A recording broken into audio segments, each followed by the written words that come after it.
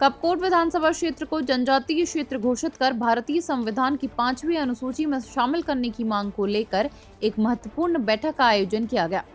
इस बैठक में क्षेत्र के विकास, अधिकारों की रक्षा और स्थानीय मुद्दों पर गंभीर चर्चा हुई। बैठक को संबोधित करते हुए उत्तराखंड एकता मंच के राष्ट्रीय संयोजक अनूप बिष्ट ने 5वीं अनुसूची के दूरगामी फायदों को रेखांकित किया।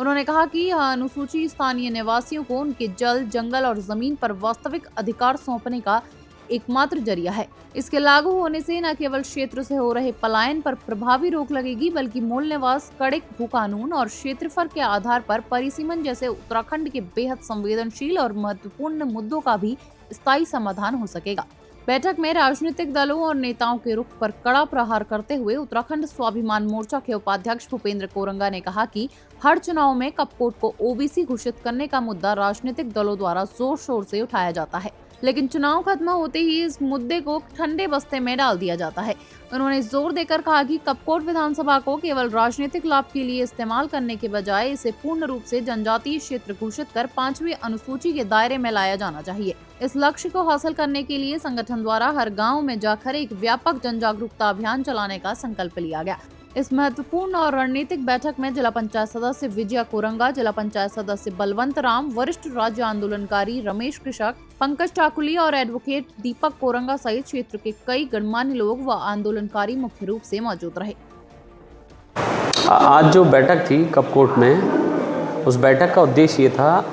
कि कपकोट की विधानसभा को ट्राइब स्टेटस के अंदर लाया जाए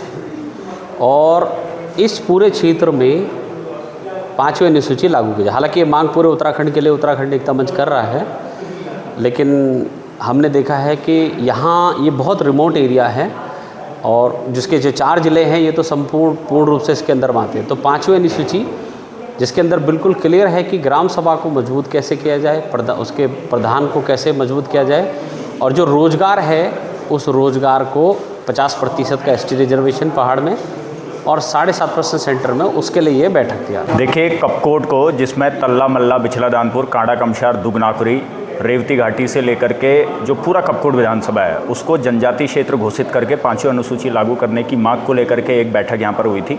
क्योंकि हमारा ये मानना है कि 5वीं अनुसूची लागू करने से कपकोट की जो भी समस्या है, चाहे रोज़गार की समस्या है, चाहे शिक्षा की समस्या, पलायन की समस्या है और भी तमाम जो समस्या हैं, उनका एक ही समाधान हम शुरू से कहते आए हैं कि 5वीं अनुसूची में कपकोट को शामिल करा जाए और उससे पहले जो है जनजातीय क्षेत्र घोषित करा जाए। और क्योंकि जिस हिसाब से कपकोट का जो भौगोलिक क्षेत्र है और जिस तरीके से यहाँ की जो संस्कृति है, सभ्यता है, तो इन तमाम चीज़ों को देखते हुए निश्चित तौर पर जनजातीय क्षेत्र तो वैसे पहले ही घोषित हो जाना चाहिए था, लेकिन हम अभी जो है इसकी मांग कर रहे हैं क्योंकि इससे पहले लगातार 3 चुनाव मैं भी देख रहा हूं, तो इन 3 विधानसभा चुनावों में लगातार इस कपकोट विधानसभा क्षेत्र को ओबीसी घोषित करने की जो है बात तमाम पॉलिटिशियनों या तमाम पार्टियों द्वारा कही गई है। लेकिन 2022 में तो माननीय मुख्यमंत्री पुष्कर सिंह धामी जी ने यह कहा था कि अब अगर 2022 में हमारी सरकार आएगी तो 2 साल के अंदर हम कपकोट को जो है ओबीसी घोषित कर देंगे। लेकिन जब हमने आगे की रिसर्च जब इसमें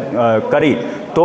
ओबीसी से सिर्फ हम स्टेट का रिजर्वेशन सिर्फ नौकरियों में ले सकते हैं, इसके अलावा कोई भी फ़ायदा नहीं है। लेकिन अगर हम जनजातीय क्षेत्र घोषित कर दिए जाते हैं सरकार के द्वारा इस कपकोट को, तो उसके बाद जो तमाम जो मैंने आपको बताया लाभ, तो ये तमाम लाभों का जो है हम लोग इसका फ़ायदा ले सकते हैं।